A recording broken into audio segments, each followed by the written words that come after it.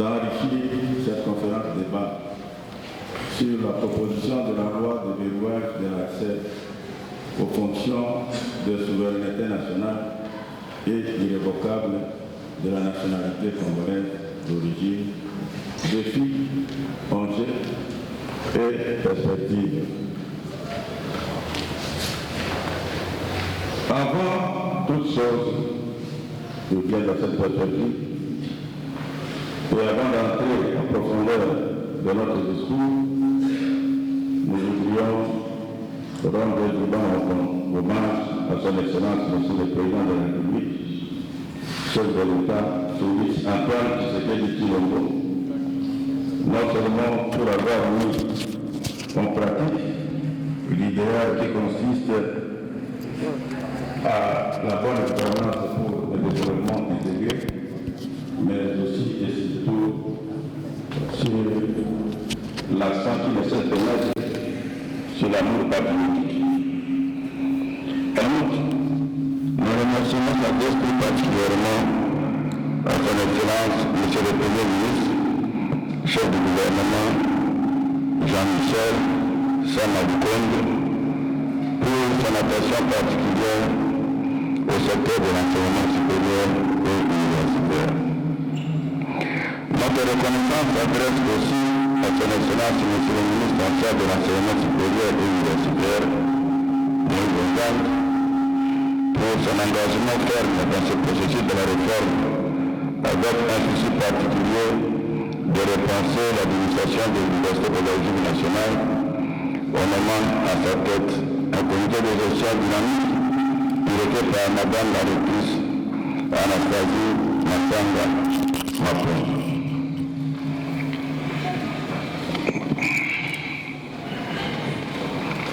Enfin, notre remerciement s'adresse à la jeunesse francophone congolaise qui, en collaboration avec la coordination des étudiants de notre alma mater, ont lui offrant l'honneur d'abriter cette structure organique qui a pensé à organiser cette journée scientifique, répondant à sa vocation première, je cite, un établissement universitaire formateur de formateurs, ce qui lui imprime un caractère particulier parmi les établissements d'enseignement supérieur et universitaire en République démocratique du Congo.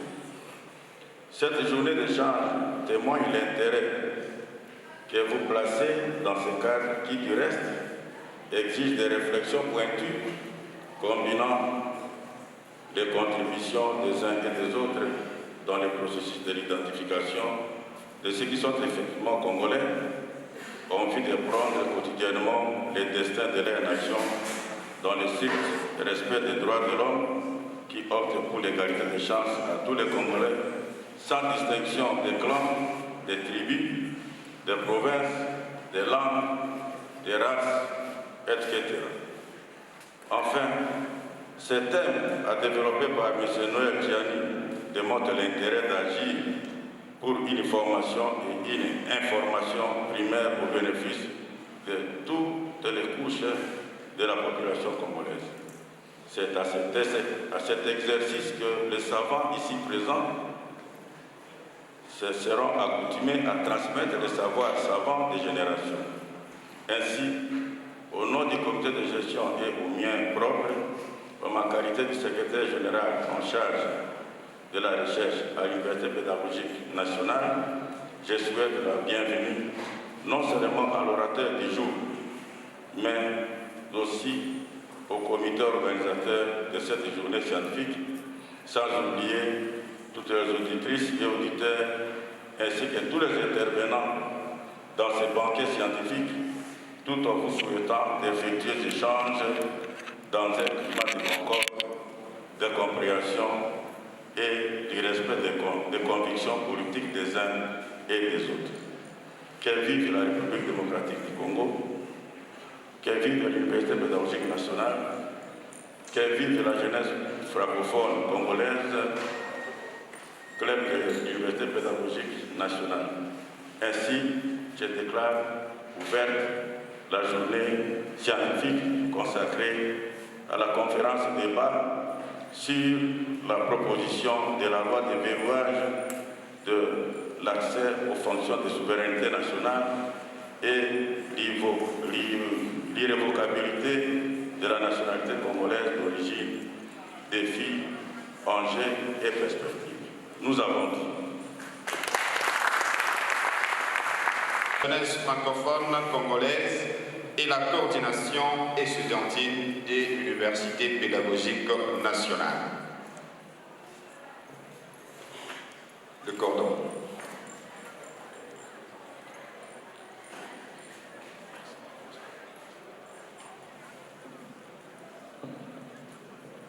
Avant de commencer mon allocution, j'ai pris à l'auditoire d'élever et de garder une minute de silence en mémoire du directeur honoraire Simon Massamba de l'Université pédagogique nationale, décédé de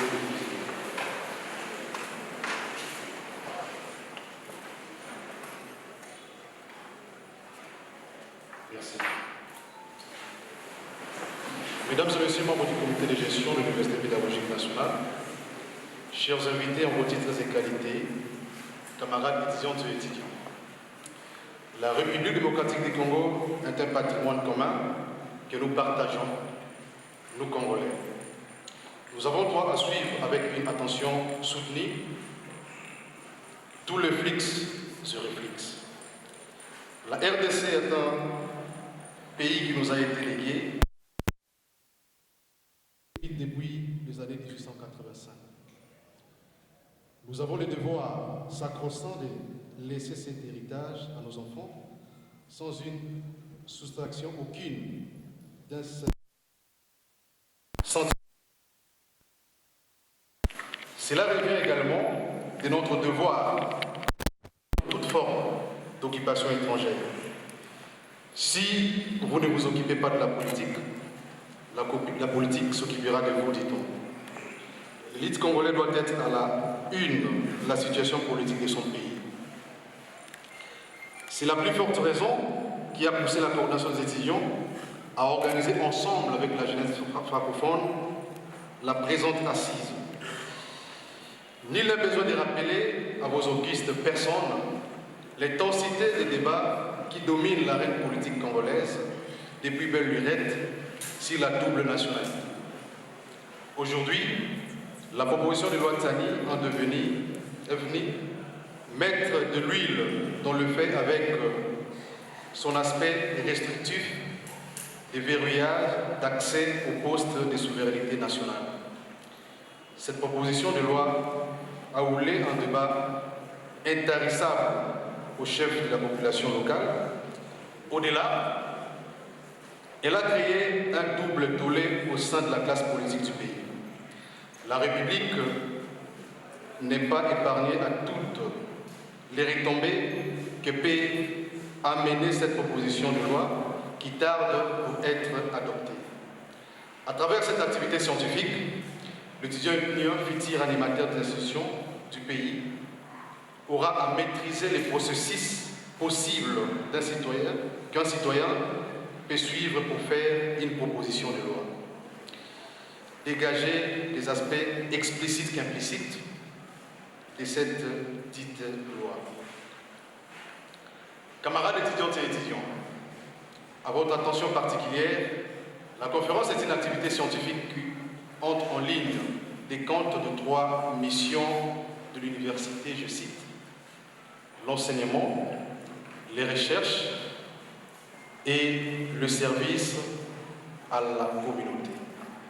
Je vous exhorte donc à participer activement dans toutes les assises qui seront organisées dans la colline fertile, tout comme ailleurs. Cela contribue à la formation intégrale personnelle. Dans ces attributions, la coordination des étudiants de l'Université pédagogique nationale milite et militera jour et nuit à l'organisation perpétuelle de tels événements. Sous le haut patronage de Madame la rectrice de l'Université pédagogique nationale, Anastasie Massanga Mapunda, l'homme quitte la connaissance partielle à la connaissance générale et appropriée en échangeant avec les autres. Je vous souhaite tous un bon moment d'apprentissage scientifique avec le professeur Noël Tchani. Que Dieu bénisse l'Université pédagogique nationale et ses animateurs en général. Je vous remercie.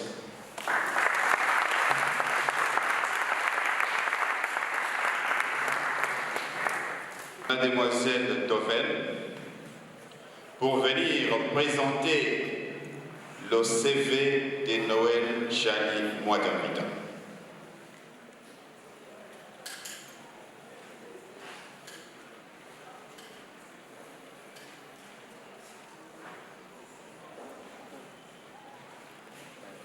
Alors, avant de donner la biographie du professeur Noël Tchani, nous allons appeler le président de la jeunesse francophone UPEN, M. Lévi Boaz, pour quelques minutes.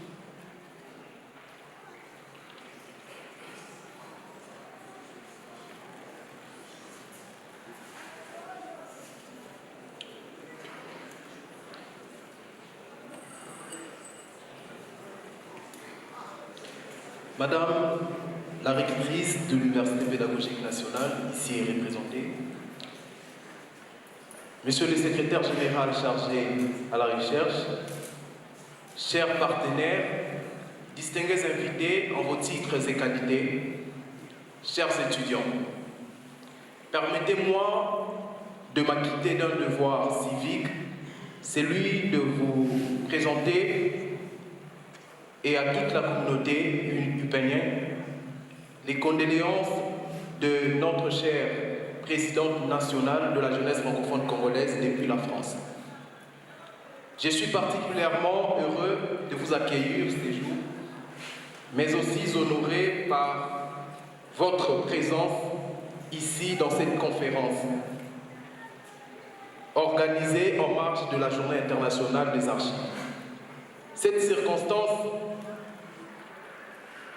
En cette circonstance, permettez-moi tout singulièrement de saluer la chaleureuse et réconfortante appui des autorités de l'Université pédagogique nationale, particulièrement à Madame la rectrice, ainsi que tous nos partenaires techniques et opérationnels pour leur appui multiforme apporté à chacun de nos projets. Je saisis cette agréable opportunité pour réitérer les souhaits de remerciement de la présidente de la jeunesse francophone congolaise, en remerciant M. Noël Tchani, le docteur, pour avoir accepté de répondre à notre invitation. Mesdames et messieurs, distingués invités, cette activité est l'aboutissement d'un travail collectif considérable, les précédents l'ont dit, entre la jeunesse francophone congolaise et la coordination estudiantine de l'UPEN. En effet, la jeunesse francophone congolaise propose, à travers ses clubs universitaires, des activités qui donnent l'occasion aux étudiants et chercheurs de mettre la lumière sur une thématique et faire naître des échanges entre citoyens. C'est grâce à ces moments partagés que les personnes peuvent s'informer et réfléchir sur les thématiques que nous défendons dans la société. Pour cette année encore, la jeunesse francophone congolaise prévoit plusieurs activités comme celle-ci, cadrant avec les valeurs de la francophonie. Nous citons la solidarité, la diversité, le partage d'expériences, l'engagement, l'éducation, concertation, et comme les valeurs ajoutées sont là qui guident nos actions tout en accordant la priorité aux jeunes et aux femmes. Mesdames et messieurs, distingués invités, c'est ici l'occasion pour nous de proposer notre expertise en appui aux initiatives de l'Université pédagogique nationale d'implémentation des dispositifs d'enseignement à distance à travers notre partenaire l'AUF. Les échanges en ce sens vont se poursuivre avec les autorités de l'Université pédagogique nationale. Afin de répondre aux besoins en matière d'employabilité des diplômés de l'Université pédagogique nationale, la jeunesse francophone congolaise collabore avec le collectif pour l'emploi et opportunités comme incubateur qui connaîtra dans les jours qui viennent une transformation pour devenir un centre d'employabilité conformément à la nouvelle stratégie de la jeunesse francophone congolaise. Ok. À vous, chers étudiants, chers partenaires, nul n'est besoin de rappeler que cette activité représente un moment chanceux qui consacre l'ensemble de vos efforts fournis jusque-là pour comprendre la quintessence même de la proposition de la loi de Noël Tchani ou de la congolité de père et de mère, qui ne cesse de faire couler d'encre et salive dans la société. Mesdames et messieurs, distingués invités, nous y voilà devant l'initiateur de cette loi. Nous espérons que le débat d'aujourd'hui va mettre la lumière à notre préoccupation. Je vous remercie pour votre aimable attention.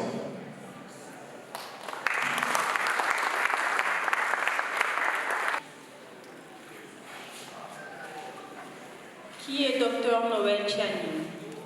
Dr Noël Tchani Moudianvita, il fut candidat à la dernière élection présidentielle de décembre 2018 en République démocratique du Congo. Il est professeur des universités. Il y enseigne l'économie monétaire, l'économie du développement, les banques et la finance. Il a servi à la Banque mondiale à Washington pendant 30 ans en tant que directeur de pays et chef de mission pour le développement du secteur privé et financier. 10 ans à New York comme banquier commercial et banquier d'investissement à la JP Morgan Chase, à la République National Bank et à la Citibank. Dr Noël Tchani a travaillé également avec succès pour restructurer et transformer les économies en détresse en Afrique de l'Ouest, en Europe de l'Est et en Asie. Il a dirigé une équipe d'experts professionnels de la Banque mondiale qui a conçu et mis en œuvre un programme complet de transformation économique et financière pour plusieurs banques. Mais également, en tant qu'économiste de renom, en détachement de la Banque mondiale, Dr Noël Tchani a co-présidé en 1997 la commission de réforme monétaire. Études faites. Dr Noël Tchani a étudié le leadership à la gestion à Harvard Business School et a obtenu un doctorat en économie avec spécialisation en banque et finance de l'Université Paris-Dauphine 9, après un BA en banque et marché financier à Delphi University à New York. Avant cela, il a obtenu un DES en gestion financière et fiscalité à l'Université de Grenoble, un diplôme de 3e cycle en finance internationale à l'Institut supérieur de gestion à Paris et une maîtrise en sciences économiques à l'Université de Liège en Belgique. Sa thèse de doctorat à l'Université Paris-Dauphine portait sur l'indépendance de banque centrale, la responsabilité et l'impact sur la politique monétaire. Ouvrage publié, La force du changement, bâtir un pays stable, prospère et équitable en 2016, Au grand mot, le grand remède, un plan Marshall pour la République démocratique du Congo en 2016, la bataille pour une monnaie nationale crédible en 2012, Building crédible Central Bank en 2009, Fusion pour une monnaie forte en 2008. Et il est également l'auteur de plusieurs articles scientifiques sur la monnaie, les développements, les banques centrales, les secteurs financiers et la politique monétaire. Et pour finir, Dr Noël Tchani est président du parti politique La Force du Changement, qui milite pour la bonne gouvernance, l'état de droit, la lutte contre les antivaleurs et les développements économiques accélérés de la RDC. Merci.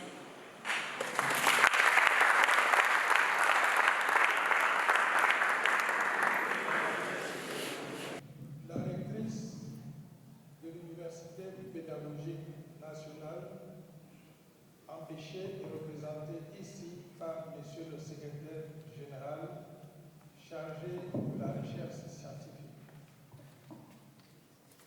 doyen des facultés, professeurs et étudiants,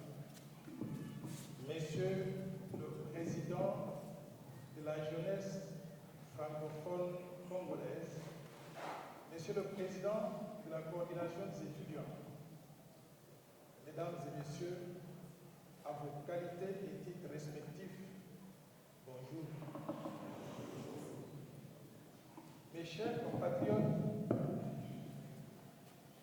je voudrais, avant toute chose, commencer par remercier du fond de mon cœur, sincèrement, Madame la rectrice de l'Université pédagogique nationale, professeure Massanga Malonda Anastasie. Elle porte le même prénom que ma sœur, Anastasie, qui nous fait l'honneur de nous accueillir ici à l'UPEN pour la tenue de cette conférence scientifique sur un sujet d'actualité, mais surtout un sujet d'intérêt national. Je voudrais sincèrement vous remercier tous et toutes dans cette salle d'être venus pour échanger avec nous sur les enjeux, les défis, les perspectives, la proposition de la loi Tchani de verrouillage l'accès à la magistrature suprême ou à la présidence de la République et aussi aux autres fonctions de souveraineté nationale en RDC, et aussi sur l'irrévocabilité de la nationalité congolaise d'origine. Proposition de loi qui a été présentée à l'Assemblée nationale par Honorable Singi Kouloulou Sevo Pichou. L'inclusion de notre proposition de loi dans la loi électorale aujourd'hui, vous avez suivi les discussions sur la loi électorale, impliquerait une modification simultanée de la loi électorale, mais aussi de la Constitution. Mais il y a un problème. Pourquoi? Parce que nous sommes actuellement, en tant que République démocratique du Congo, dans une période d'état de siège. Parce que le pays se trouve en état de siège, la Constitution elle-même interdit qu'on puisse la modifier. Donc, le fait que la proposition ne soit pas encore mise sur la table pour discussion et pour vote par les députés nationaux, ce n'est pas parce que quelqu'un a voulu bloquer, mais c'est plutôt parce qu'il y a cette technicalité juridique qui exige qu'on ne puisse pas toucher à la Constitution pendant que le pays se trouve dans l'état de siège. Est-ce que vous me suivez? Mes chers compatriotes, mesdames et messieurs, voici bientôt 2 décennies que la République démocratique du Congo, en tant que pays, s'active à instaurer une société véritablement démocratique et un état de droit fonctionnel. Pour y arriver, il y a plusieurs défis à relever, notamment l'identification et le recensement de la population pour déterminer exactement qui est congolais et qui ne l'est pas, et combien de Congolais au total il y a sur toute l'étendue du territoire national, mais également à travers le monde. Ces défis touchent non seulement aux élections qui sont la meilleure méthode de conquête de pouvoir dans une démocratie, mais ils affectent également le développement du pays, dans la mesure où ils constituent la base de conception et de mise en œuvre d'une véritable vision de développement global et des politiques sectorielles du pays, afin de réduire la pauvreté et améliorer le standard de vie de la population congolaise. Aujourd'hui, notre pays ne dispose pas d'informations dignes de foi sur la population qui est estimée tantôt à 80 millions d'habitants, tantôt à 107 millions d'habitants. Dieu seul sait combien de Congolais il y a au total dans notre pays. Le dernier état des lieux sur les statistiques socio-démographiques congolaises, effectué par l'Institut national de la statistique pour la période allant de 1995 à 2000, indique que les statistiques et indicateurs répertoriés sur la population sont dans l'ensemble soit d'une couverture administrative limitée, c'est-à-dire ne couvrant pas toutes les entités politico-administratives du pays, soit peu fiables, soit enfin obsolètes, à telle enseigne qu'il faut purement et simplement éviter de les utiliser pour préparer, organiser et gérer la planification du développement et les échéances électorales.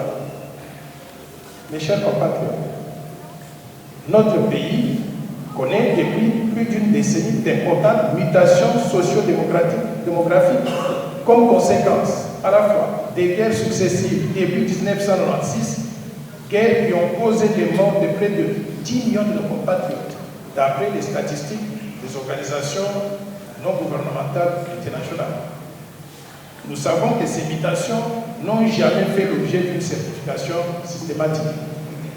Du fait de ces mutations, la meilleure méthode, à mon avis, pour déterminer la population congolaise n'est pas simplement de pouvoir faire des projections, des estimations de la population, mais plutôt la meilleure méthode serait de recourir au comptage de la population.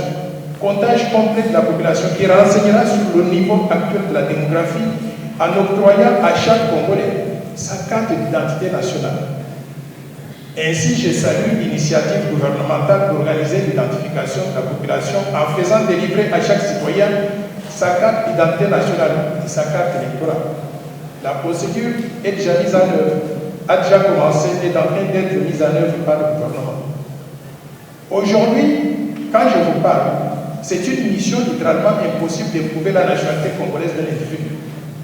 Ce qui occasionne l'entrée massive des étrangers qui viennent en République démocratique du Congo. Ils deviennent congolais sans formalité administrative d'usage, en abandonnant purement et simplement leur nom d'origine étrangère et en adoptant simplement des noms congolais pour tromper l'opinion publique. J'ai vu même des Chinois qui s'appellent des Mutombo. Vous les regardez comme ça, vous vous dites, mais comment on en est arrivé là? Ils sont venus ni vu ni connu. Ils sont entrés au Congo sans formalité administrative.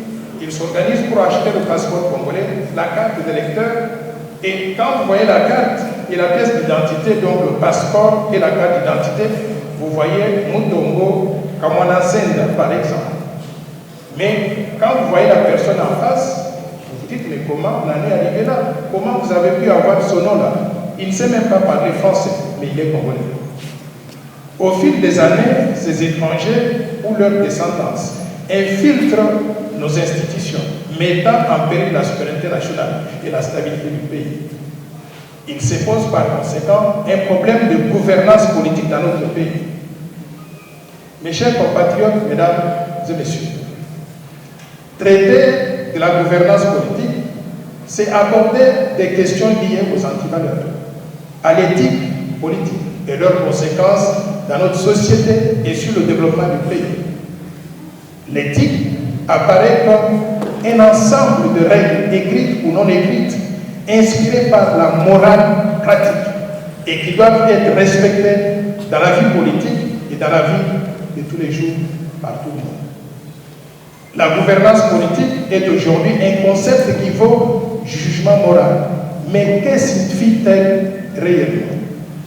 À mon avis, la gouvernance signifie l'art ou la manière de gouverner la cité.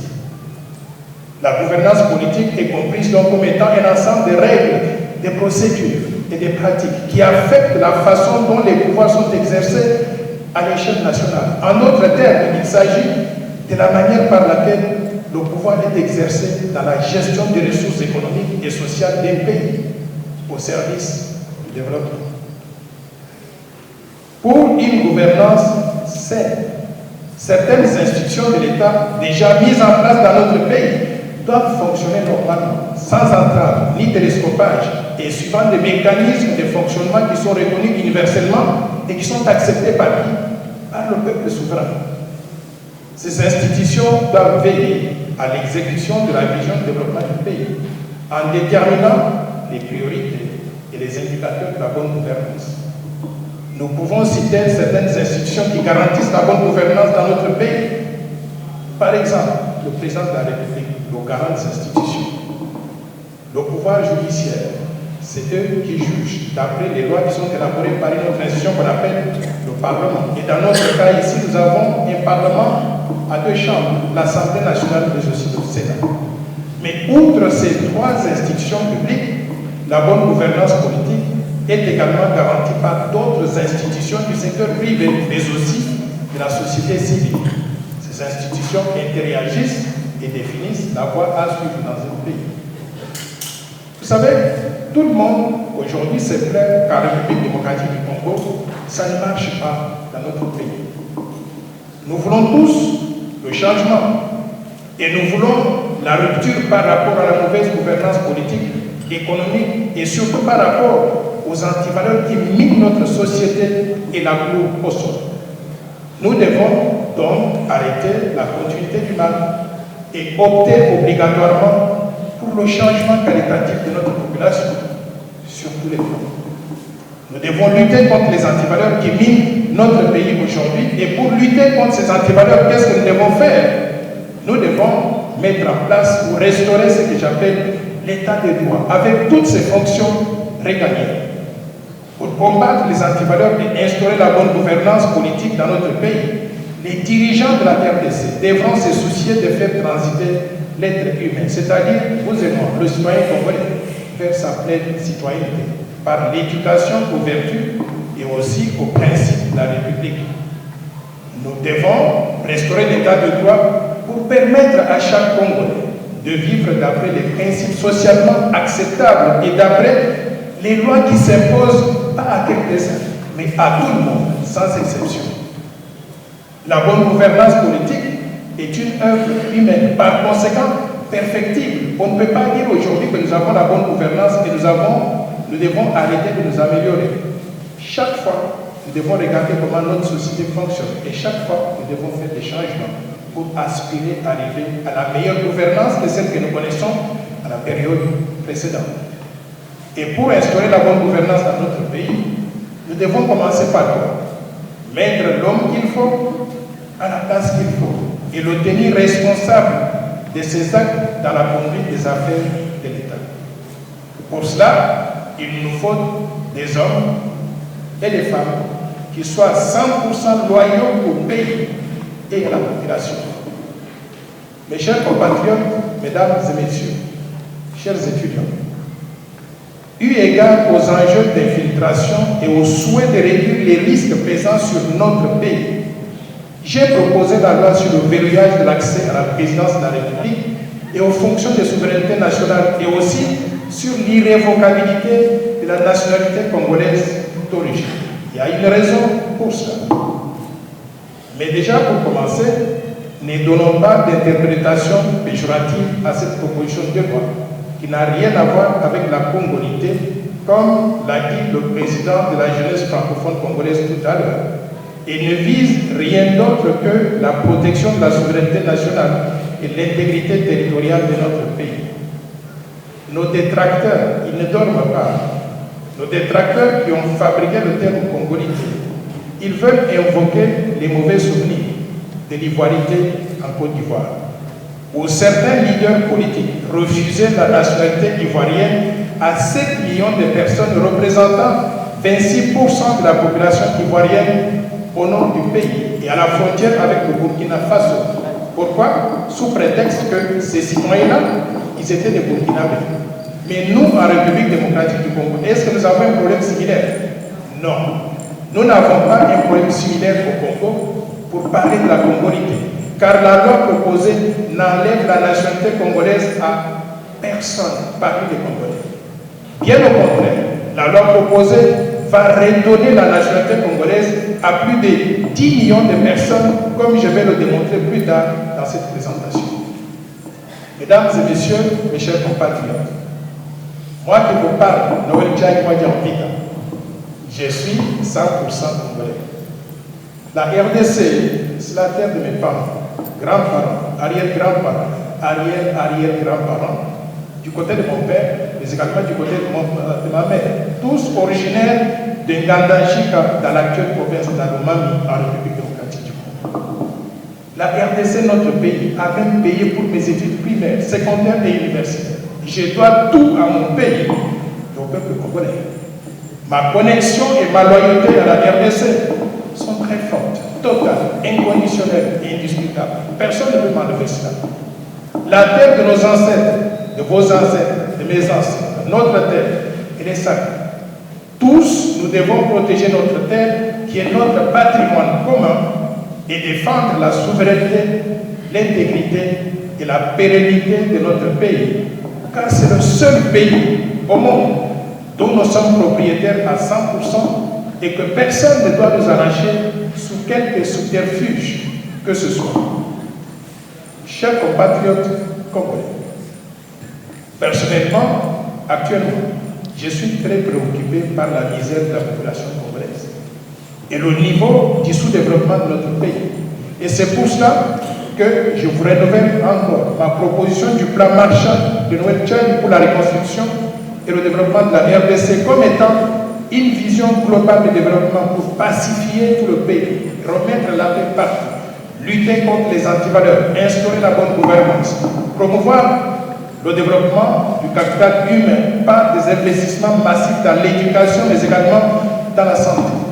Promouvoir l'autosuffisance alimentaire, comment? En mécanisant l'agriculture, l'élevage et la pêche, créer des infrastructures de base par la création de 244 villes et villages modernes à travers toute la République, industrialiser l'économie, diversifier l'économie nationale en transformant localement les matières premières congolaises pour que nous puissions ajouter de la valeur et non pas simplement exporter les matières premières brutes.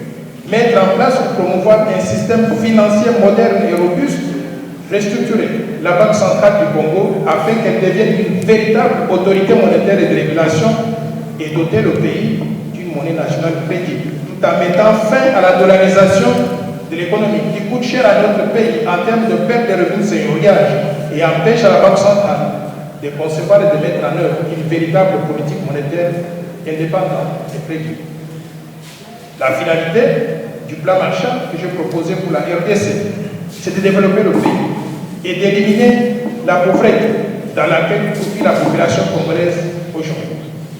Le plan Marshall actualisé après la COVID-19 compte 50 programmes cohérents et bien orchestrés pour sortir la RDC du sous-développement et en faire un pays émergent. En combien de temps?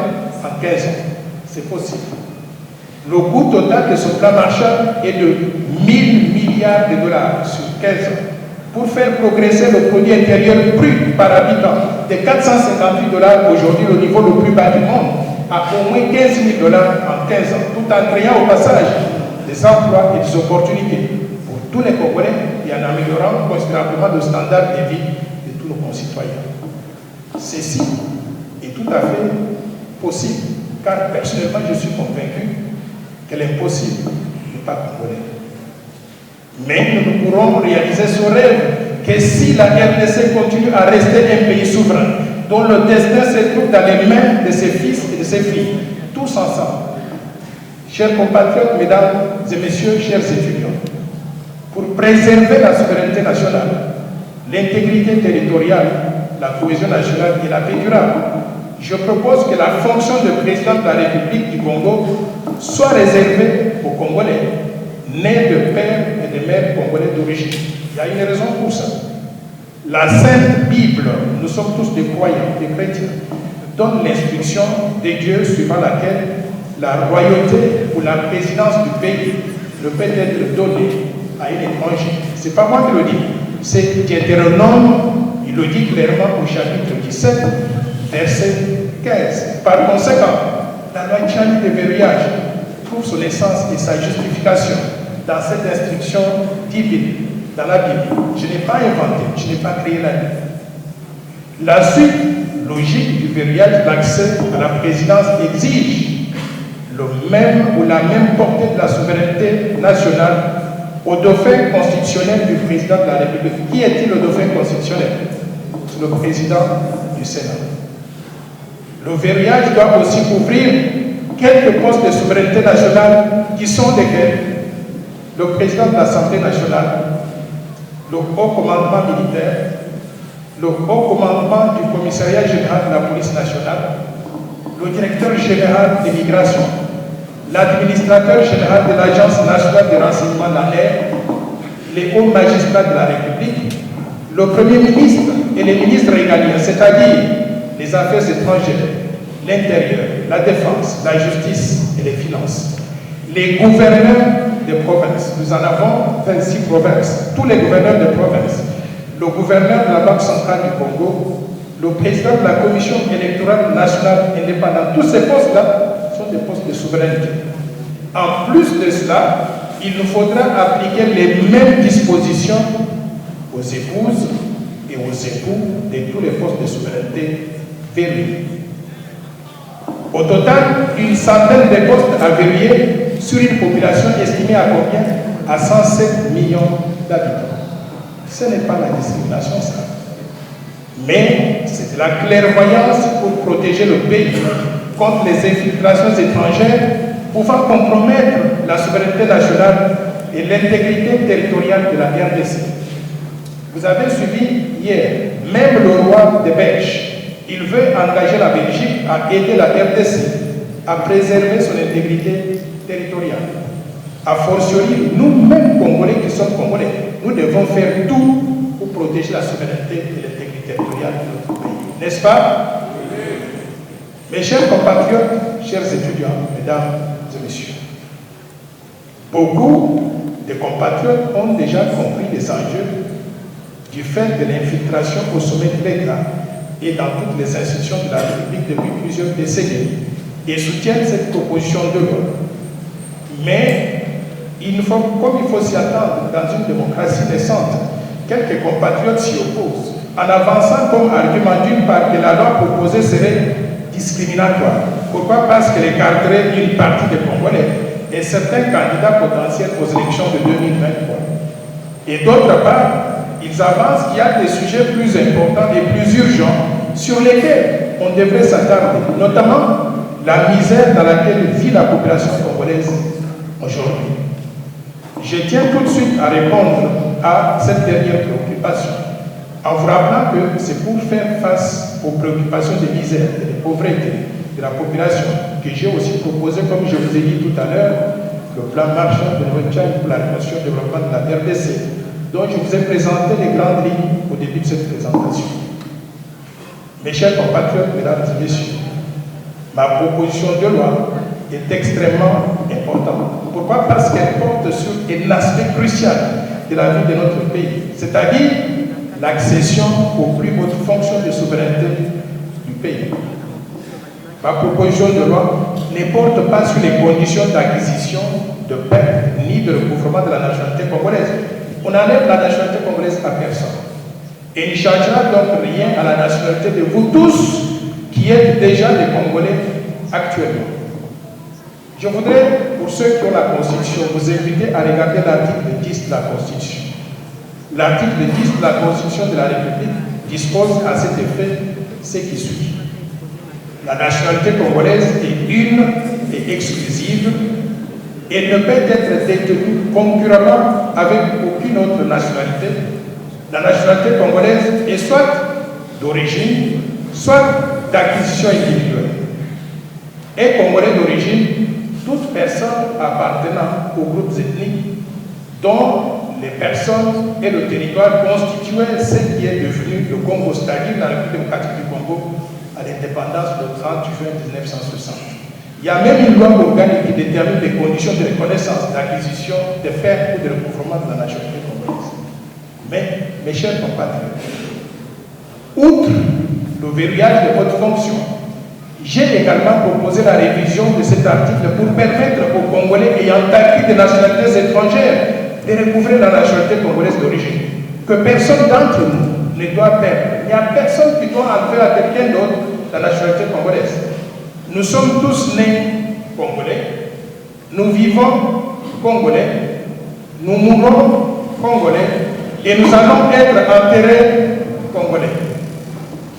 Sur le territoire national, tout Congolais devra se soumettre aux lois congolaises sans aucune possibilité d'invoquer une quelconque immunité du fait de la détention d'une nationalité étrangère. Et au vu de l'histoire la plus récente, il sera prudent d'exclure la double nationalité avec tous les pays voisins de la RDC, et en particulier ces pays-là qui ont eu des velléités d'occupation de la RDC. Vous avez vu dans les réseaux sociaux pendant les 7 derniers jours, il y a une information qui circule que le président Paul Kagame du Rwanda, il a une mère Lokele. Lokele, c'est dans la province orientale. Bon, avec les subdivisions actuelles, là, je ne sais pas exactement quelle province. C'est la province de Chuapo. Sa mère serait originaire de la province de Chuapo. Et son père serait un Tutsi rwandais. Paul Kagame se réclame 50%, il se réclame congolais. Et par conséquent, d'après la constitution que nous avons aujourd'hui, actuellement, Paul Kagame est éligible pour être candidat à la présidence de la République démocratique du Congo. Mais vous vous rendez compte? Vous êtes prêts à accepter cela? C'est très grave. Et je voudrais vous dire aussi que ce n'est pas le seul cas. Il y a un deuxième cas. L'ambassadeur Vincent Karega, l'ambassadeur du Rwanda en République démocratique du Congo.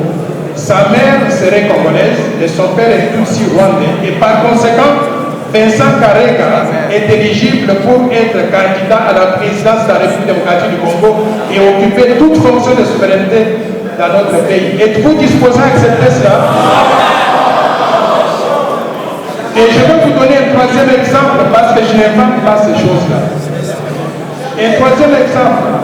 La semaine dernière, le président Paul Kagame du Rwanda a nommé son ambassadeur en France. Et la personne qu'il a nommée vivait en République démocratique du Congo et qui est connu en République démocratique du Congo comme étant un Mouchi. Mouchi, c'est une des tribus à l'est de la République, c'est au sud du je crois. Alors, cette personne vivait avec nous, avait infiltré les institutions de la République et soudainement, on le nomme ambassadeur du Rwanda en France. Ça veut dire que nous sommes infiltrés jusqu'à la moelle épinière. Nous sommes infiltrés non pas seulement dans les fonctions de souveraineté, mais à tous les échelons, à tous les échelons des institutions de la République. Est-ce que c'est une situation qui est acceptable pour un pays qui se dit souverain et qui doit protéger sa souveraineté nationale et son intégrité territoriale? Ce n'est pas une situation tout à fait acceptable. Le principe maintenant de l'irrévocabilité de la nationalité congolaise que je viens d'évoquer, pour qu'on reconnaisse à chaque Congolais le droit d'être Congolais jusqu'à la mort. S'il acquiert une nationalité étrangère, c'est son problème. Mais nous, on reconnaîtra cette personne-là toujours comme étant le nôtre. Ce principe de l'irrévocabilité de la nationalité congolaise d'origine permettrait à 10 millions de nos compatriotes, soit 10% de notre population, de recouvrer la nationalité congolaise d'origine qu'ils ont perdue du fait de l'exclusivité de la nationalité contenue dans la Constitution dans sa forme actuelle. Notre pays gagnera beaucoup en récupérant tous ses compatriotes qui se trouvent être des ressources humaines de qualité, bénéficiant d'une bonne éducation et des qualifications professionnelles dont la République démocratique du Congo a grandement besoin pour son développement.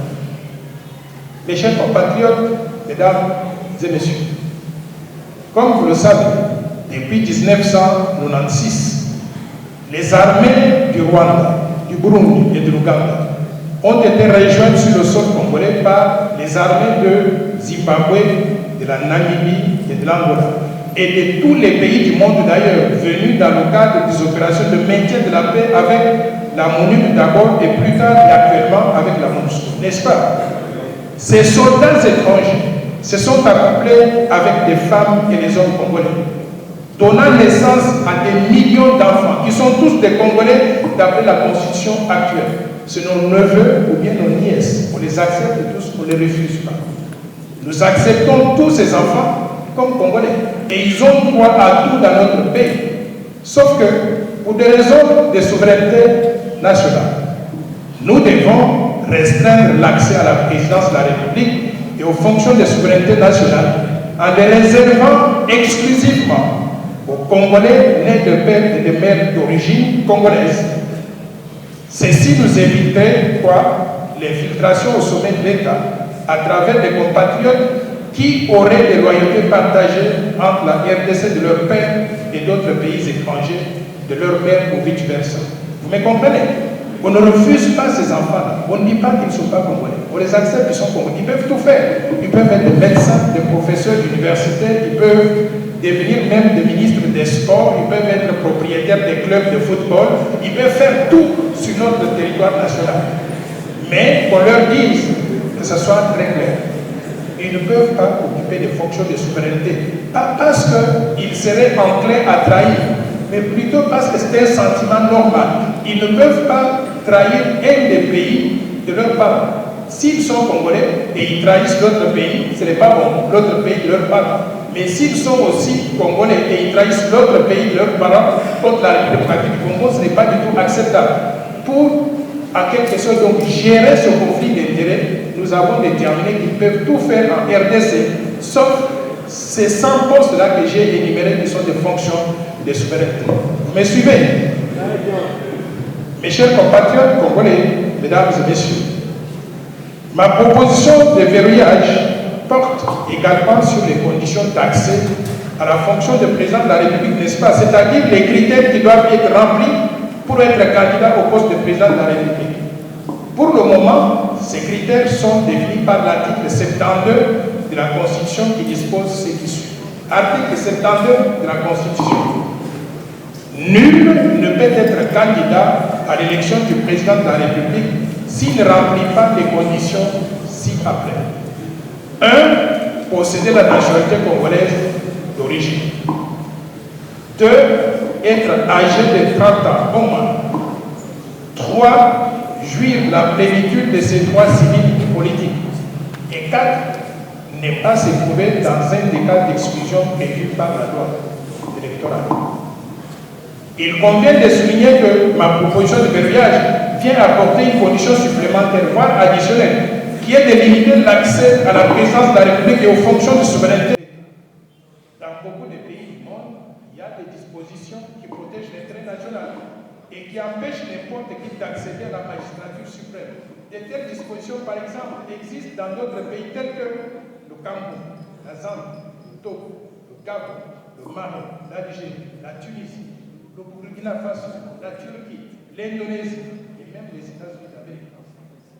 Dans des pays tels que les grandes démocraties comme les États-Unis d'Amérique, n'importe quel Américain ne peut pas devenir président de la République. Aux États-Unis en particulier, il faut être né sur le sol américain, comme Barack Obama, Bill Clinton ou John F. Kennedy.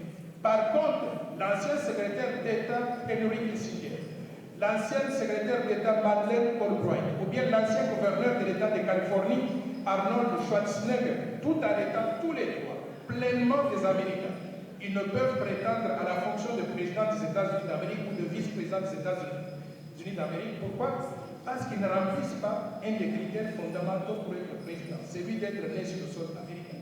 Est-ce que c'est la discrimination? Non. Les Américains ont adopté ce critère-là pour protéger la souveraineté de leur pays. Pourquoi on ne doit pas le faire nous aussi pour notre pays? Je tiens à préciser que ma proposition de loi est impersonnelle et ne vise aucun individu. Même si toute loi est discriminatoire par nature, parce qu'elle fait la distinction entre des gens, ma proposition n'est pas plus discriminatoire que les lois similaires dans d'autres pays, parce que partout au monde, il y a des critères d'éligibilité. Ces critères-là sont déterminés et discutés à l'avance, adoptés par l'Assemblée nationale, promulgués par le président de la République. Et une fois qu'ils sont adoptés par l'Assemblée nationale et promulgués par le président de la République, ces critères vont s'appliquer à tout le monde, sans exception et sans discrimination. Faisons-le quand il est encore temps, quand il n'est pas encore trop tard. C'est ainsi que dans la plupart des pays, par exemple, le critère de l'âge, comme en France par exemple, pour être candidat au poste de président de la République française, il faut être âgé d'au moins 18 ans, n'est-ce pas? Au Congo, on a adopté le critère de 30 ans. Est-ce que les gens qui sont entre 18 ans et 30 ans au Congo, qui sont exclus de la présidence de la République, on peut dire qu'on a fait la discrimination contre eux? Pas du tout. Nous avons notre histoire. La France a son histoire. À 18 ans, peut-être quelqu'un est déjà mûr pour être président en France. Chez nous, on estime qu'à 30 ans, il vient à peine de terminer l'université, il a commencé à peine à travailler. Il faut qu'il ait un peu de temps d'acquérir de l'expérience pour qu'il soit utile au pays. Il convient de noter qu'en RDC, les conditions prévues par la Constitution sont complétées par des critères opérationnels qui sont inclus dans la loi électorale qu'on vient donc de discuter actuellement au niveau de l'Assemblée nationale. Je ne vais pas m'attarder là-dessus.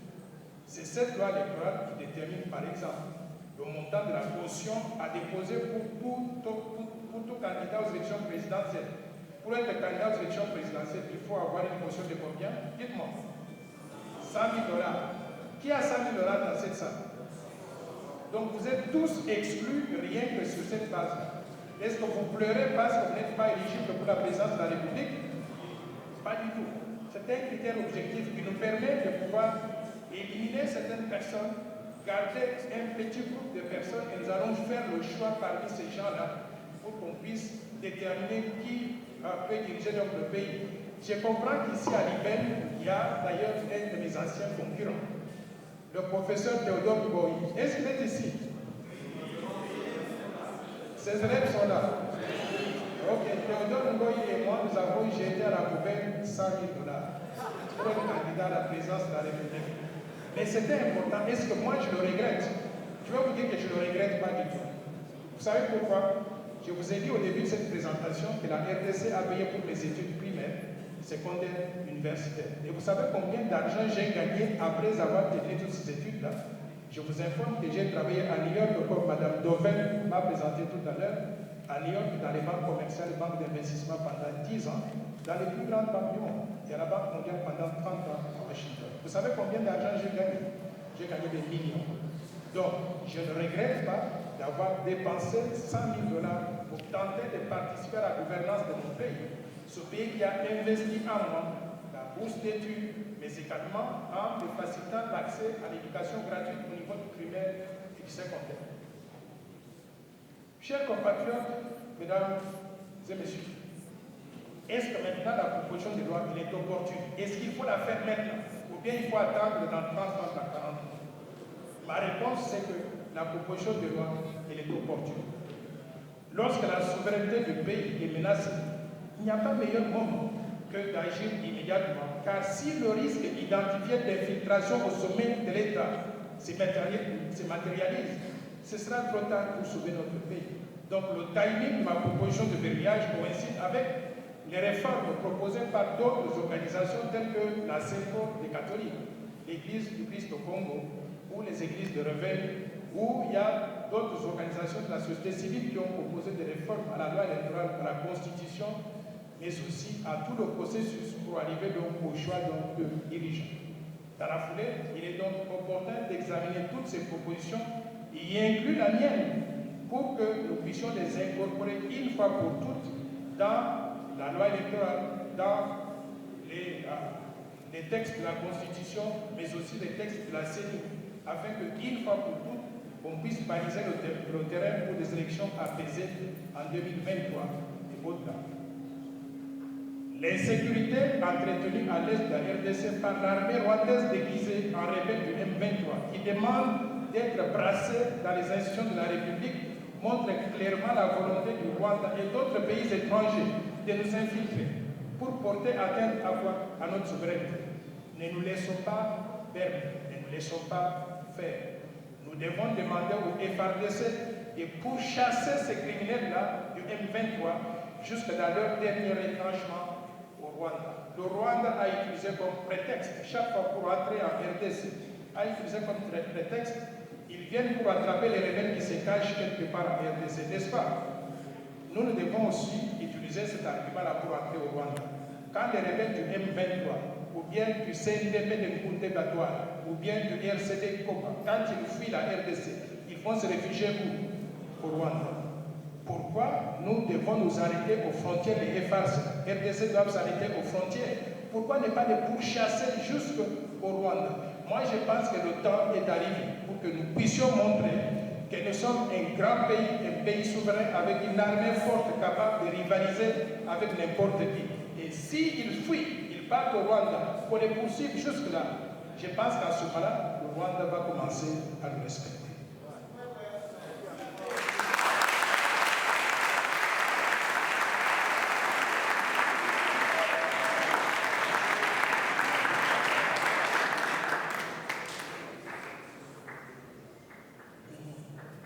Si ma proposition de loi est adoptée, qu'est-ce que nous allons réaliser? Nous allons réaliser que nous pouvons dormir tranquille parce que la souveraineté du pays sera toujours préservée et nous n'allons pas nous réveiller un matin avec un étranger qui vient nous infiltrer. Mesdames et messieurs, je pense que je suis arrivé à la fin de cette présentation. Ça a pris beaucoup de temps, pourquoi? Parce que je sais que vous êtes on dit des pédagogues, non? Donc ils sont nés d'un parent étranger et d'un parent congolais. Comparativement aux grandes démocraties, par exemple les États-Unis que vous avez cités, on peut être né de parents qui ne sont pas américains, mais être né sur le sol américain et devenir président de la République, aspirer à devenir président de la République. Chez nous, la loi dit que les enfants qui sont nés sur le sol congolais, ils sont congolais d'office. Et si alors, pour vous, cette loi doit verrouiller pour ces enfants-là l'accès à la magistrature suprême, vous ne trouvez pas que si on va comparer aux grandes démocraties, cette loi est discriminatoire premièrement, et puis elle est contradictoire. Discriminatoire et contradictoire. J'ai dit merci. Merci beaucoup, Son Excellence, Monsieur le Professeur Dr Noël Tchani, pour cette très belle exposition. Et ça a été vraiment très enrichissant. Pour moi, je suis seulement chanceux de faire partie des personnes qui ont écouté cette exposition. Ma question est la suivante, monsieur.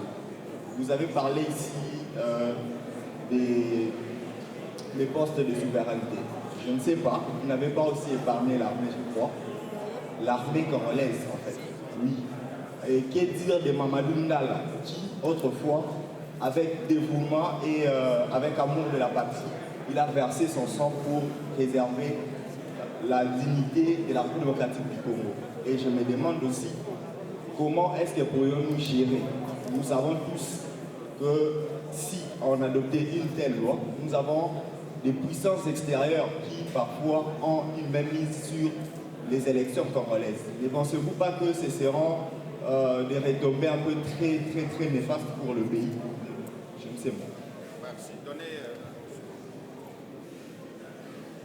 Merci beaucoup pour la parole.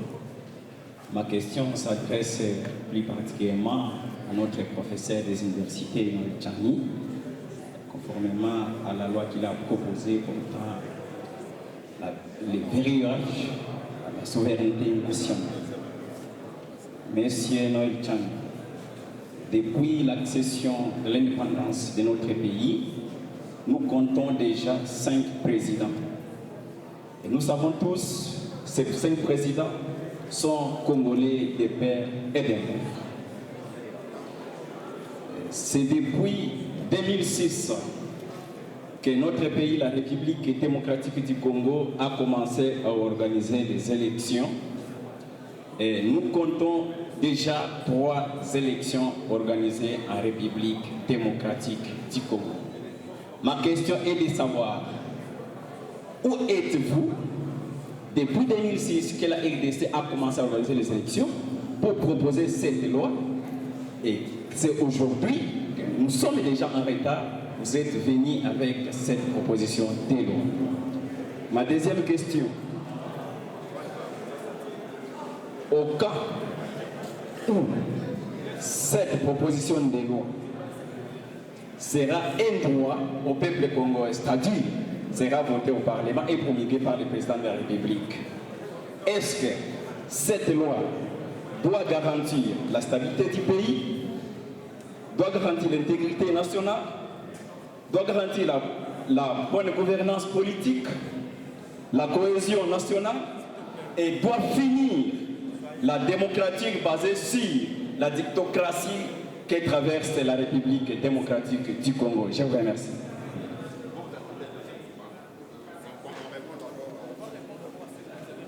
Ouais. Bonjour, cher professeur, docteur. Moi, c'est André Kankou, étudiant en L1IG, département de maths info. Concernant votre dite loi, j'avais une question à vous poser. Alors, dans les cas que, concernant notre constitution plutôt, il est dit on ne peut pas jamais modifier la constitution quand on est dans l'état de siège. Alors, s'il se fait que l'état de siège continue jusqu'aux élections et que votre loi n'est pas votée, quelle sera la proposition, quelle sera l'utilité de votre proposition de loi Tchani? Merci, j'ai dit. D'accord, merci beaucoup. Les lois en place sont très discriminatoires. Je vais vous donner l'exemple. Les États-Unis, c'est un pays constitué d'immigrés. C'est-à-dire que tout le monde est venu de quelque part. Vous trouvez des Noirs qui sont venus d'Afrique ou des Caraïbes, des Asiatiques qui sont venus d'Asie. Vous trouvez les Blancs qui sont venus d'Irlande, de l'Allemagne, des pays européens. Vous trouvez des gens qui viennent des pays du Golfe. Donc tout le monde est venu de quelque part. Parce que c'est un pays d'immigrés, ils ont tenu compte de leur réalité particulière en se disant qui est-ce que nous pouvons considérer comme étant un Américain 100% et qui serait totalement loyal seulement aux États-Unis d'Amérique et pas aux pays étrangers. Ils ont choisi la loi du sol qui dit que est américain éligible pour toutes les fonctions aux États-Unis, c'est lui qui est né sur le sol américain. C'est-à-dire qu'en adoptant juste cette disposition-là, ils ont éliminé un grand nombre d'Américains. Sur 350 millions d'Américains, il y a au moins 100 millions d'Américains qui ne sont pas nés sur le sol américain. Ils sont d'office exclus des fonctions de souveraineté. Ils peuvent tout faire aux États-Unis, mais ils ne peuvent pas toucher à la vice-présidence des États-Unis ou bien à la présidence des États-Unis. Et pour vous en convaincre, je vous donne 3 noms que tout le monde connaît. Vous étiez peut-être trop jeune pour connaître qui est Henry Kissinger. C'était le secrétaire d'État, c'est-à-dire le ministre des Affaires étrangères des États-Unis. Ce monsieur-là, c'est le diplomate par excellence.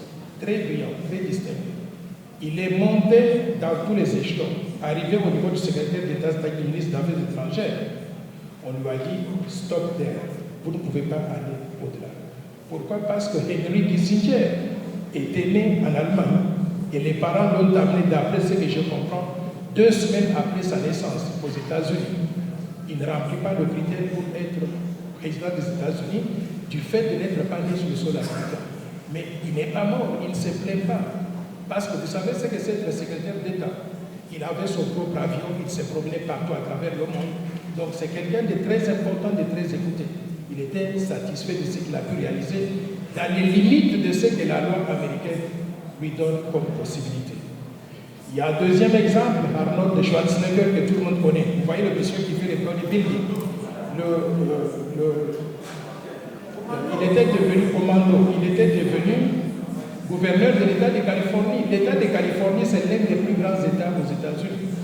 Il a dirigé l'État avec distinction et quand il a terminé, il était très populaire. Les gens étaient en ligne pour signer des pétitions pour qu'on l'autorise à devenir candidat à la présidence. La Cour suprême américaine a regardé, a dit niet, vous ne pouvez pas devenir président américain parce que vous êtes né à l'étranger, vous ne remplissez pas le critère.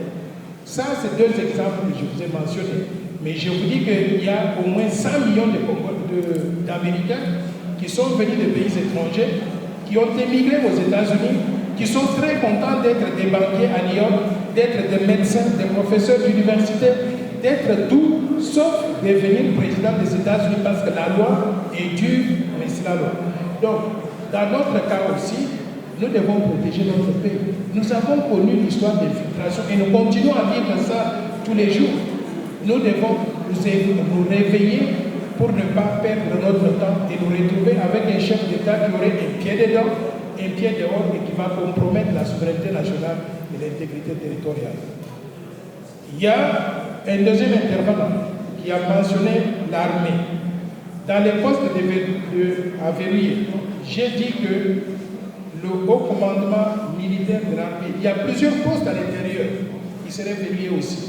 Nous voulons nous assurer que quand nous avons des hommes et des femmes en uniforme qui nous représentent pour nous défendre au front, à un certain niveau, ces gens-là sont totalement loyaux à la RDC. Vous connaissez l'histoire que nous vivons avec les pays de l'Est. Pourquoi la guerre ne termine pas? Parce que dans l'armée, on a des généraux ou bien on a des militaires. Pendant la journée, ils sont en réunion avec les FARDC, tout le monde, qui sont des Congolais. Ils prennent des décisions. À la minute qu'ils ont pris des décisions qu'on va attaquer le Cantel demain, ces gens-là, qui ont la double nationalité ou la double loyauté, ils appellent leur homologue donc au Rwanda et leur disent attention, on va venir bombarder donc telle cible demain. Et ces gens prennent des dispositions pour échapper à cela. Pour éviter cela, nous allons vérifier aussi dans l'armée. Maintenant, le cas de Mamadou Ndala. Mamadou Ndala, c'était Nero. Je vous informe que quand j'étais à Washington, dans mon bureau à la Banque mondiale, j'avais derrière moi 2 photos. La photo de John F. Kennedy, qui disait qu'il ne faut pas toujours demander à ton pays ce que ton pays doit faire pour toi. Il faut parfois que tu te poses la question de savoir qu'est-ce que tu peux faire pour ton pays. Et c'est ça qui a motivé mon engagement dans la vie politique, parce que je voudrais faire pour mon pays ce que je pense que je peux faire pour que le pays devienne mieux. Alors j'avais Mamadou Ndala aussi dans mon bureau. Vous savez pourquoi? Parce qu'il est mort pour la République. Mais il est mort pour la République, pourquoi? Parce qu'il était congolais à 100%. Congolais à 100%, même s'il avait une mère étrangère. C'est son père ou bien sa mère. L'un des parents était étranger. Je pense que son papa était étranger. Mais ce garçon est né au Congo, il a grandi au Congo, il est comme nous, il est congolais à 100%. Il a tout fait dans la limite de ce que la Constitution devait lui reconnaître. Vous ne devez pas nécessairement devenir président de la République pour qu'on dise que vous pouvez mourir pour votre pays. Il pouvait devenir tout dans l'armée, il pouvait occuper n'importe quel poste, médecin, professeur, ainsi de suite. D'où il a dû tirer de la République démocratique du Congo, son pays, tout ce qu'il pouvait tirer sur le plan professionnel. Le fait de ne pas être éligible pour la présidence n'enlève en rien le fait que Mamadou Ndala, c'est un héros national, c'est notre héros à tous, et je le respecte sincèrement. Maintenant, en ce qui concerne les 5 présidents de la RDC depuis 1960, bon, je ne peux pas affirmer qu'ils sont tous des pères et des mères depuis 1960, parce qu'il y a eu des doutes sérieux sur certains d'entre eux. Je ne veux pas entrer dans ce débat-là. Mais à supposer qu'ils aient tous été des pères et des mères. Je reconnais que chaque pays a une histoire à un moment donné. Il faut apprendre de son histoire et ajuster des lois pour une meilleure protection dans l'avenir. Même si ces chefs d'État étaient des pères et des mères et qu'ils ont commis des erreurs de gestion, c'est tout à fait humain. Maintenant, ce que nous devons faire, c'est apprendre de cette expérience-là, définir maintenant des critères de sélection pour que parmi nous, les Congolais des pères et des mères, et je ne dis pas que tous les Congolais des pères et des mères sont compétents pour diriger la République. Abandonnons la protection de la souveraineté nationale à n'importe qui. Qu'est-ce qui vous dit qu'un étranger lui pourrait mieux gérer que les Congolais? Ou bien quelqu'un qui n'est pas 100% loyal pourrait mieux gérer que les Congolais? J'en connais qui sont des Congolais, des pères ou des mères, ou même pas des Congolais, qui ont occupé des grands postes de responsabilité dans ce pays-là. Et vous savez ce qu'ils ont fait? Ils ont détruit l'économie nationale. Ils ont fait pire que s'ils étaient Congolais de père et de mère.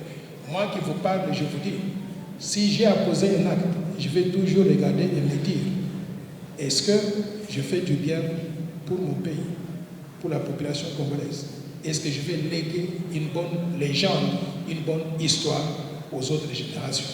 Et si la réponse est oui, je vais poser cet acte-là. Et si la réponse donc est non, je vais réfléchir 2 fois avant de le faire.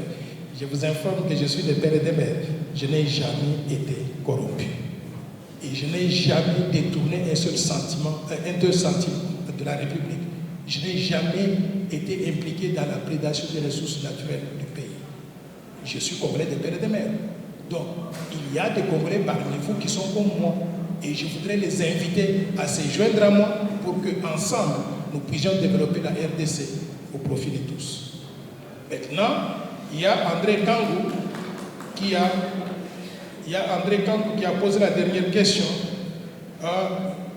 J'ai dit qu'on ne peut pas modifier la Constitution pendant que le pays se trouve pendant l'état de siège. Qu'est-ce qui adviendrait si on ne lève pas l'état de siège? Oui, je voudrais dire à André que tôt ou tard, on va lever l'état de siège. L'état de siège n'est pas une fatalité. On a mis en place l'état de siège pour qu'on puisse en venir à bout avec l'insécurité à l'est de la République. Aussitôt qu'on va réaliser qu'on a fait des progrès, ce sera levé. Donc, moi, ma prière, c'est que cela advienne avant les élections de 2023. Et je pense qu'avant septembre 2022, l'état de siège sera levé et cette loi va être débattue à l'Assemblée nationale et sera soumise au vote. Mais si cela n'est pas le cas, j'espère que les Congolais ont déjà incorporé la loi dans leur tête et que s'il y avait des gens qui ne sont pas 100% loyaux à la RDC, vous allez en tenir compte pendant les élections pour ne pas les laisser accéder à la magistrature suprême. Je vous remercie.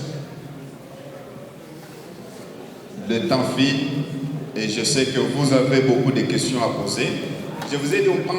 Ma préoccupation est celle-ci. Faites une analyse sur les lois qui sont en République démocratique du Congo par rapport à votre loi. Je voulais savoir la pertinence de votre loi. Mais je vous demande de faire un parallélisme. Donc les côtés positifs, négatifs et les points communs. Alors, dans ces cadres-là, regardez à l'État indépendant du Congo, comment on a gouverné le pays, qu'est-ce que ça a donné, quel a été le résultat.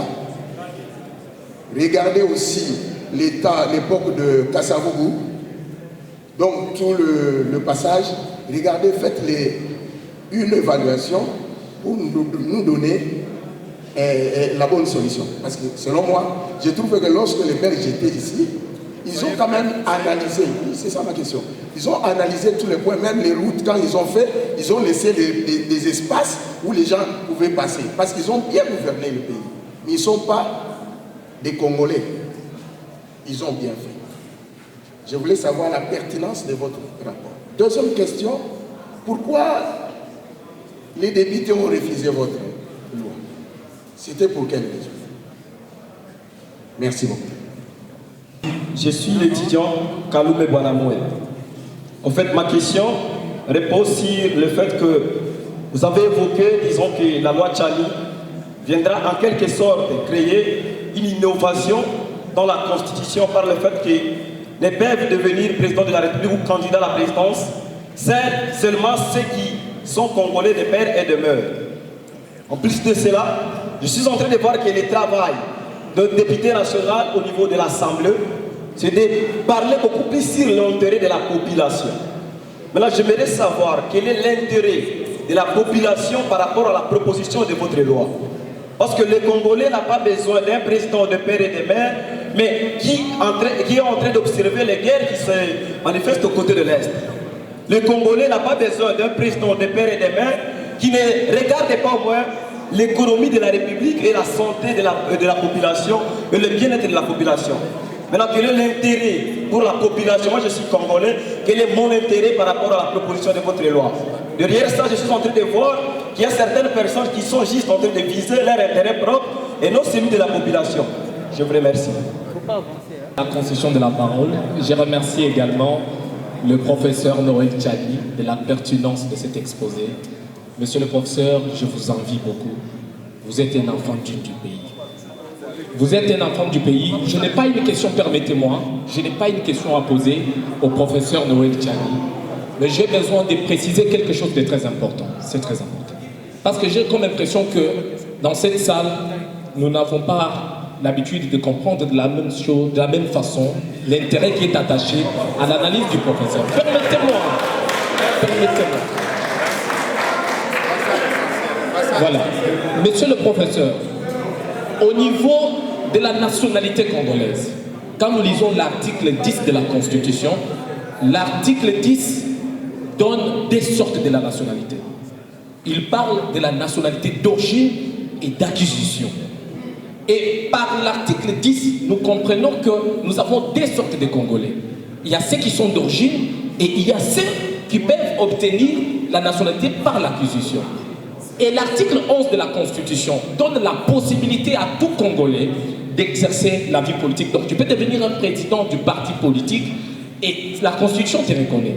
Mais quand nous lisons l'article 72, il y a une exception déclinatoire qui s'évoque ici. Parce que l'analyse des dispositions constitutionnelles ne doit pas être faite de façon, je vais dire,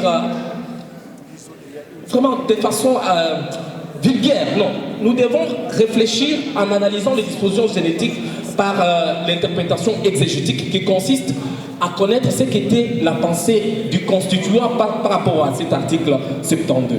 Quand nous lisons l'article 72 de la Constitution, il dit « Celui qui peut devenir président de la République, ce n'est qu'un Congolais de père, donc d'origine. » Donc le professeur Kayamba, dans son livre, il définit la nationalité d'origine. Là, vous faites déjà... C'est parce qu'il essaie de compliquer, mais monsieur le professeur, vous êtes un enfant du pays, merci beaucoup. Ce que j'avais préparé, ça fait une semaine. Depuis qu'on avait nommé ce monsieur, monsieur Jacques Kabale Nyanzi, comme ambassadeur du Rwanda en France, je l'ai connu personnellement, je sais qu'il assumait des hautes fonctions administratives ici au Congo, et puis il était dans nos institutions. Maintenant, vous venez de nous faire l'exposé. Vous avez dit que ceux qui pourront accéder au magistrature suprême, ils doivent être des Congolais, des pères et des mères. Maintenant, jusque-là, ici au Congo, nous avons l'habitude de dire que nous sommes infiltrés. Nous ne savons pas qui est Congolais et qui ne l'est pas. Parce que jusque-là, pour être des pères et des mères, ces gens-là, lorsqu'ils étaient venus pour nous infiltrer, ils ont mis tout en marche. Ils ont même créé des parents, ils ont créé des origines. Comment maintenant on saura celui-ci est des pères et des mères? Je vais les savoir. Le chef des travaux a soulevé un certain nombre de préoccupations. Il a posé la question de savoir quelle est la pertinence de cette proposition de loi par rapport aux lois existantes. C'est ça.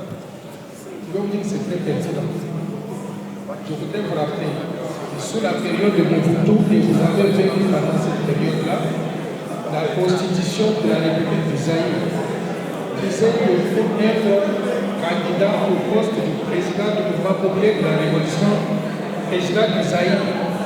Il fallait être zaïrois d'origine, virgule, né de père et de mère zaïrois.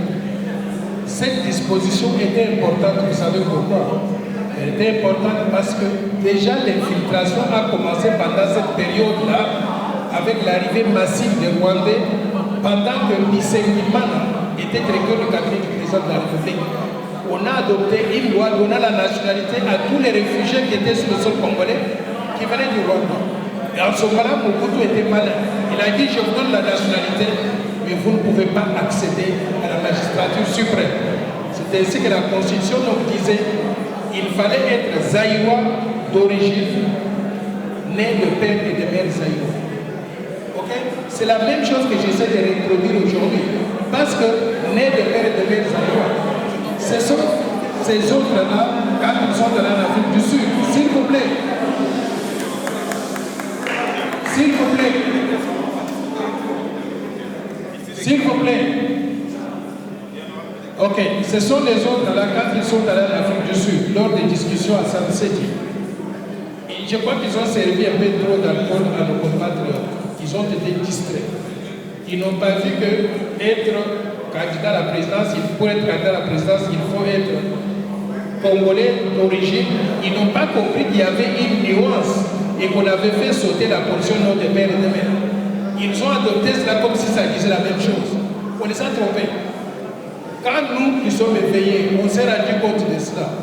On a dit attention, on va remettre la disposition qui existait pendant que le Zaïre était la République que nous avons aujourd'hui. Donc, par rapport aux lois existantes, la pertinence, c'est que nous revenons à ce qui a existé sous Zaïre. Et on enlève cette distraction qu'on a dû adopter pendant qu'ils sont allés à celle-ci. C'est la première chose. Maintenant, vous me demandez pourquoi les députés ont refusé cette loi. Vous n'êtes pas informés. Les députés n'ont pas refusé la loi. Et je l'ai bien dit que la loi électorale doit inclure les modifications que je propose ici. Mais si on fait cela, il faut que la loi électorale soit conforme à la Constitution. Donc, parce que la Constitution n'inclut pas ces dispositions, il faut modifier et la loi électorale et la Constitution simultanément dans les deux articles qui sont concernés. Or, la Constitution donc dit qu'on ne peut pas toucher à la Constitution pendant que le pays se trouve pendant l'état de siège. Donc, il faut être patient. Il faut attendre simplement lorsque on va lever l'état de siège. Le jour suivant, on remet la loi sur la table. Les députés vont en débattre, ils vont voter et ça va passer. Donc, vous avez la mauvaise information, je vous donne la bonne information. Maintenant, il y a quelqu'un qui a dit que les Congolais n'ont pas besoin d'un président de père et de mère qui ne fait rien pour eux. Et je suis tout à fait d'accord avec ça. Mais les Congolais n'ont pas besoin d'un président qui n'est pas loyal à la RDC. Quel que soit ce qu'ils peuvent faire pour la RDC, on n'a pas besoin de ça. Un président qui, le matin, quand il est avec nous, il est Congolais. Et le soir, quand il va parler à ses cousins juifs et consorts, il raconte des histoires sur les Congolais. On n'a pas besoin de président comme ça. Donc, je voudrais qu'on soit très clair. Ce Congo-là, ça m'appartient au même titre que ça vous appartient, vous. Nous sommes tous actionnaires. Ok? Nous avons intérêt que le Congo marche bien, qu'il soit bien géré. Mais pour qu'il puisse bien marcher bien, qu'il soit bien géré, on a besoin des gens qui seront 100% loyaux au Congo. Ça, c'est le point de départ. Les Congolais de père et de mère. Maintenant, parmi les Congolais de père et de mère, il y a des bons, il y a des mauvais. C'est pour ça que nous avons des élections. Les élections vont nous départager, vont permettre qu'on choisisse parmi les Congolais de père et de mère qui sont éligibles pour les fonctions de souveraineté, qu'on choisisse qui sont les meilleurs parmi nous pour nous diriger, pour faire le bien pour le reste de la République. Je crois que qui est Congolais et qui ne l'est pas, comment le savoir? Au début de ma présentation, je vous ai dit qu'il faut qu'on puisse faire l'identification et le recensement de la population. Parce que nous ne connaissons même pas le nombre de Congolais qui existent sur cette planète. Tantôt on parle de 80 millions d'habitants, tantôt c'est 107 millions d'habitants, on ne sait pas. J'ai salué l'initiative gouvernementale le gouvernement a lancé une opération d'identification pour qu'on délivre à chaque Congolais une carte d'identité nationale et une carte d'électeur.